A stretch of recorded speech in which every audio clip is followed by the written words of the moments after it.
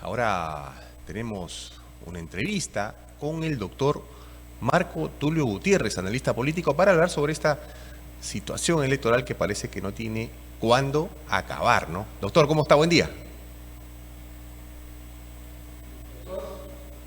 A ver, porque no lo escucho.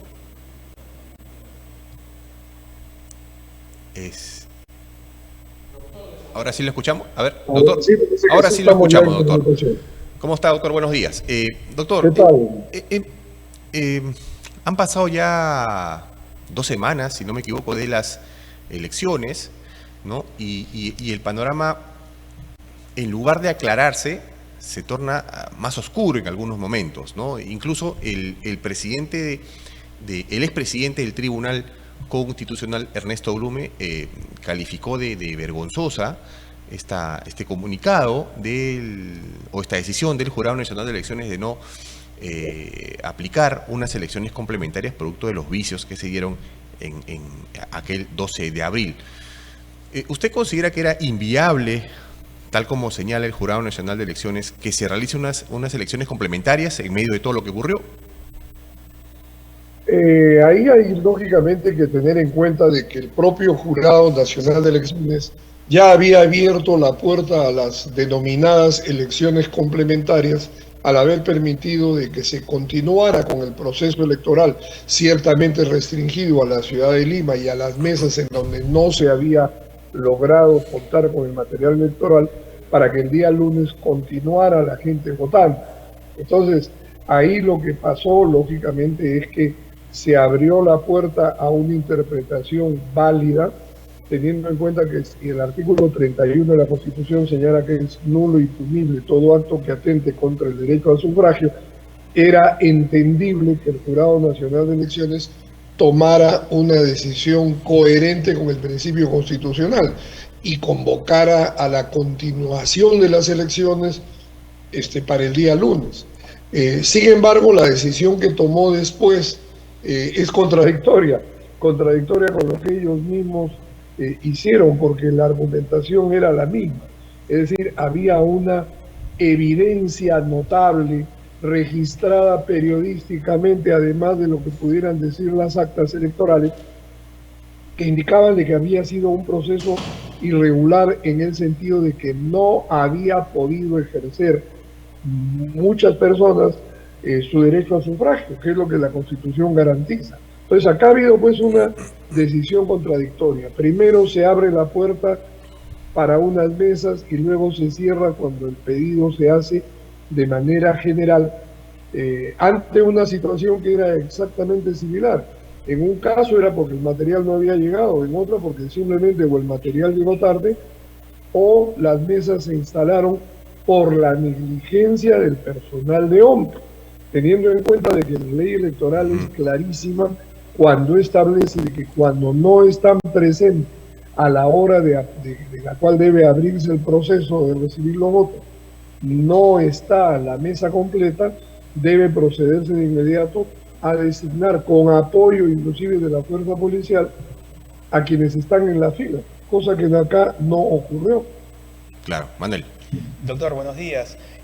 A ver, si ya el mismo Jurado Nacional de Elecciones había tomado una decisión, algo así, en una, digamos, no por encima de la ley, pero sí ajustando un poco las normas para poder ejercer, para que las personas puedan ejercer su derecho al voto, ¿no se supone de que también podrían hacerlo en estas posibilidad de elecciones complementarias, en el sentido de que las mismas personas ya tenían la experiencia? Sin embargo, el Jurado Nacional de Elecciones argumenta de que se debe respetar un cronograma. ¿Eso para usted es suficiente argumento para quitar la posibilidad de unas complementarias?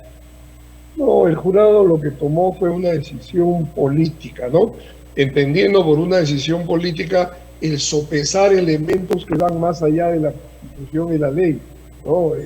Claro, estos resultados convenían a un determinado candidato y perjudicaban a otro. Y lógicamente no se privilegió el mandato de la norma constitucional, como sí ocurrió para ampliar el proceso ya no le llamemos complementario, pongámosle cualquier nombre, al final de cuentas lo que interesa no son las denominaciones. El jurado, al decir de que no están establecidas las complementarias, pero si fue complementario lo que pasó el día lunes, al día siguiente de las elecciones. Aquí no interesa en la denominación que tenga, sino el objetivo que se persigue, que es darle plena vida al mandato constitucional del derecho al sufragio que tenemos todos los ciudadanos. Claro, sí, pues ahí parece una especie de doble discurso que ha tenido el Jurado Nacional de Elecciones.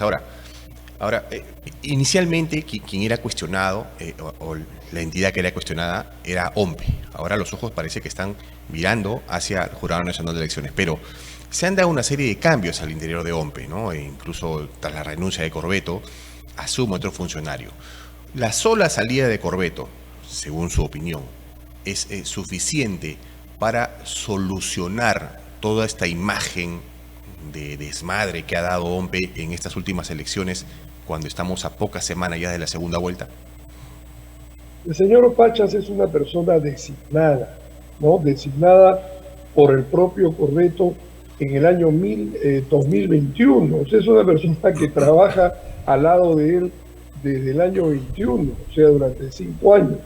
Es una persona de la más absoluta confianza. En realidad, al haberse establecido que él esté a cargo, lo cual era legal, porque la norma establece, la norma administrativa, de que quien reemplaza es el funcionario de más alto rango administrativo, y el funcionario de más alto rango era el gerente, que era el señor Pacho. Por lo tanto, le correspondía hacer sí o sí.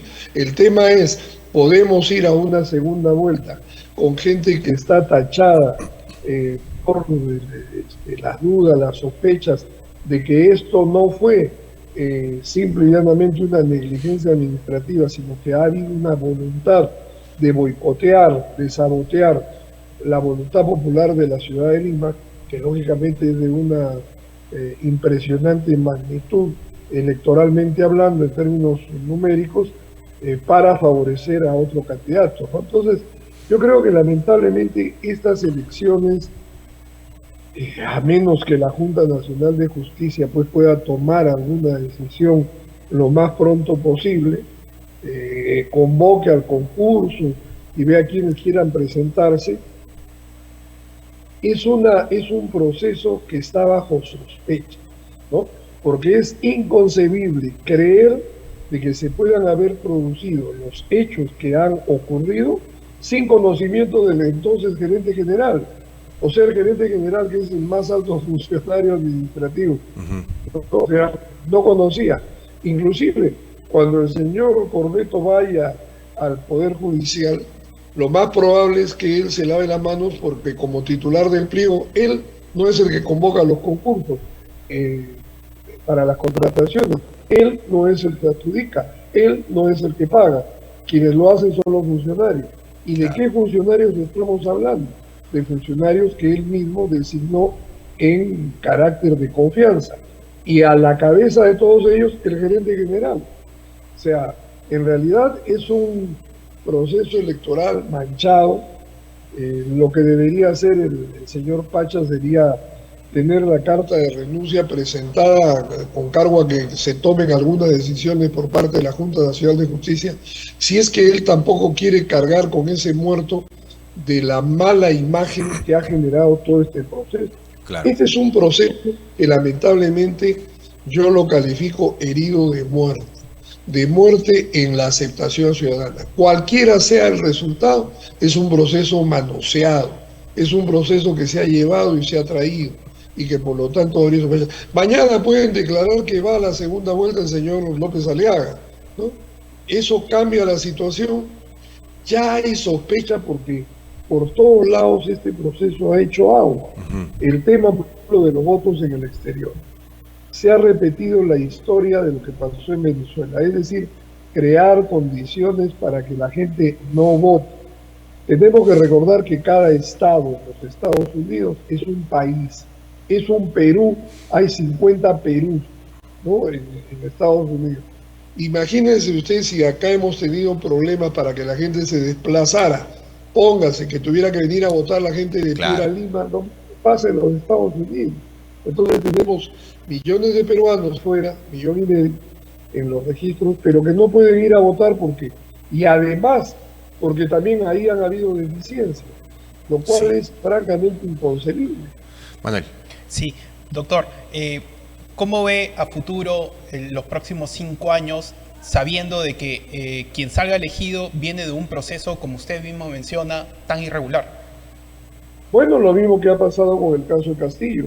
Todo su gobierno estuvo marcado porque había un sector del país que entendía que él no había sido el presidente legítimamente elegido.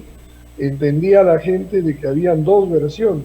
La versión de la primera vuelta, en la cual le habían robado la elección, el pase a la segunda vuelta a López Aliaga, para presuntamente favorecer a Keiko, que era más fácil de derrotar en una segunda vuelta, y luego la propia segunda vuelta con todo lo que hubo. Pero también acá hay que tener en cuenta la responsabilidad de los equipos partidarios.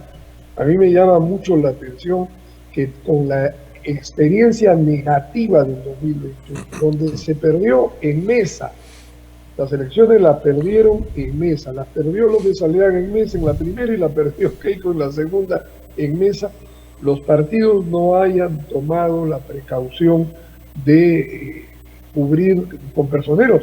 Yo he estado, por ejemplo, votando, he estado a las 7 de la mañana hasta cerca de las 9 que pude votar en mi mesa en La Molina, y solamente había un personero, que era la personera, una joven personera de Renovación Popular.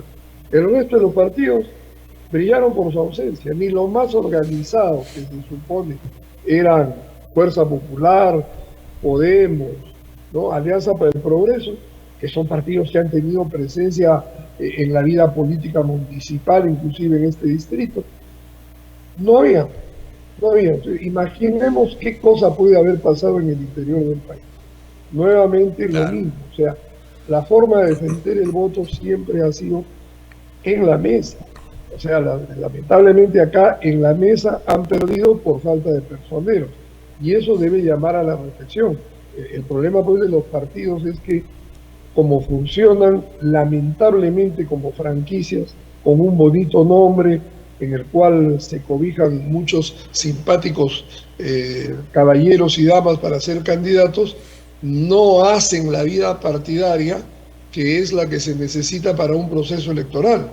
Yo recuerdo que en las elecciones del año 2000, mira, el año 2000, habían en La Molina 11 locales del partido de Toledo, de Perú Posible. 11 en un distrito que no tiene tanta población electoral, ¿no? Esta vez no he encontrado por ningún lado los locales. Entonces, seguramente aparecerán ahora con motivo de las elecciones municipales, pero eso pues revela de que no hay vida partidaria, y donde no hay vida partidaria, lógicamente no hay forma de reclutar personeros. Claro. Pues si no hay locales abiertos, ¿dónde se reúne la gente? Habían habido gente como ahora que una agrupación de abogados se acerca y me dice, ahí hace 2 días, queremos colaborar en la segunda vuelta como personeros, ¿no? Entonces, pero ¿quiénes serán? Bueno, habrá que ver, habrá que aclarar el panorama, porque en realidad los partidos tienen que entender que sin personeros no hay forma de defender el voto en Claro. mesa, que es lo que...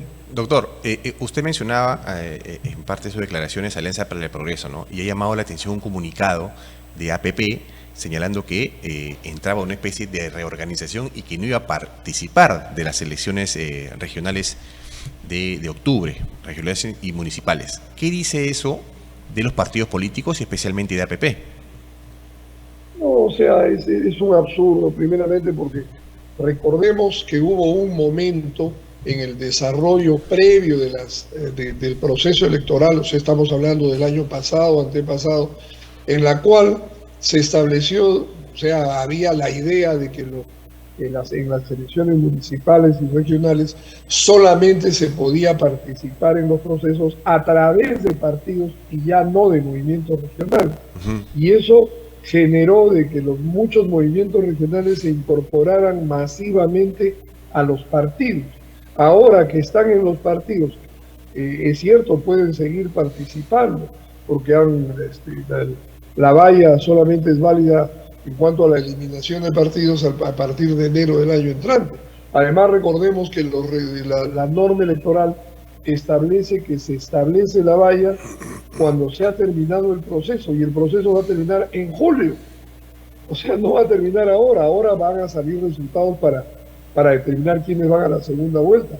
Pero el acta final del proceso de las elecciones generales del 2026 se suscribe en julio, ya cuando ya están inscritos todos los partidos para los procesos municipales. Recordemos que el 16 de junio ya se cierra el plazo para la inscripción de candidatos a alcaldes, regidores, gobernadores, consejeros. Entonces, están habilitados. Yo creo, francamente, de que esto ha sido una decisión probablemente hepática del propietario del partido, el señor Acuña, que lógicamente, como todo pasa en nuestro país, los políticos se dicen y se desdicen, no será raro de que cambie de opinión por miedo de las bases de provincia, ¿no? Claro, es verdad. Manuel, para terminar. Doctor, para fortalecer justamente el tema partidario, para que las personas se involucren en política, ¿no es un mal precedente también ver cómo se manejan las cosas del Estado para poder involucrarse? Es decir, como que desanima un poco, ¿no? Bueno, el Estado siempre ha tenido un doble discurso. Lo que dice la Constitución y lo que hacen los funcionarios encargados de aplicarlo. Y le pongo casos, por ejemplo, clamorosos. ¿Cuándo hemos visto propaganda de OMPE promoviendo que los ciudadanos reunamos firmas para presentar una iniciativa legislativa al Congreso o para hacer ejercicio de nuestro derecho de participación en una municipalidad, en una región? Acá tenemos la ley más perfecta de los derechos de control y participación ciudadana. No solamente que regula el tema de las revocatorias, sino que regula la iniciativa legislativa, las iniciativas de reforma constitucional, las demandas de rendición de cuentas, que son las interpelaciones ciudadanas, como se hacen en el Congreso a los funcionarios. Los ciudadanos tenemos derecho a un proceso de rendición de cuentas, al margen de esas audiencias públicas que se hacen 2 veces al año en todos los municipios del país para rendir cuenta de los avances del presupuesto participativo. O sea, tenemos los derechos, pero no sale una sola propaganda, es decir, el doble discurso. La Constitución dice una cosa, pero quien debe promover su cumplimiento guarda un sepulcral silencio. Entonces así es difícil que la democracia pueda avanzar. No se puede fortalecer. Miren, en Estados Unidos el día de las elecciones, que ojo, no son un día domingo, es el día martes, son las elecciones en Estados Unidos, y la gente va y vota en todos los parques, se habilitan las carpas para que los ciudadanos saliendo del almuerzo vayan y voten en su mesa. Tenemos de que ese día la gente no solamente vota por los candidatos a representantes, que son los equivalentes en denominación a los diputados, o sus senadores estatales, o a las municipales en donde hay, sino que encuentran 10 boletas distintas para votar si en los colegios del distrito de La Victoria, vamos a imaginarnos, un distrito, no todos, uno, está permitido de que hayan imágenes del corazón de Jesús en los salones del colegio. Vamos, que ojo, en Estados Unidos se ha votado eso, en varios estados, si se debe permitir la presencia de imágenes religiosas en colegios en una sociedad que se presume que es laica. Y bueno, y la gente ha votado que no, que está bien por razones de valores morales, religiosos, que hayan imágenes de santos, ¿no?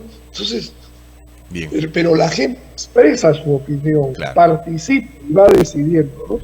Bien, sí, pues hay mucho que tenemos todavía por aprender en tema electoral, ¿no? Y hay que aprender también la lección de lo que estamos pasando ahora. Doctor, siempre es un gusto conversar con usted. Andrés, el placer ha sido mío y lamentamos de que vamos a tener que soportar al mismo jurado nacional para esta segunda vuelta, ¿no? Lamentablemente. Bien, queremos agradecer la entrevista y bueno, esperamos tenerle en una otra oportunidad. Muchas gracias, que tenga buen día. Gracias. Bien, estuvo con nosotros el doctor Marco Tulio Gutiérrez, analista político, que ha señalado que este proceso electoral está herido de muerte y las consecuencias las vamos a ver por los próximos 5 años.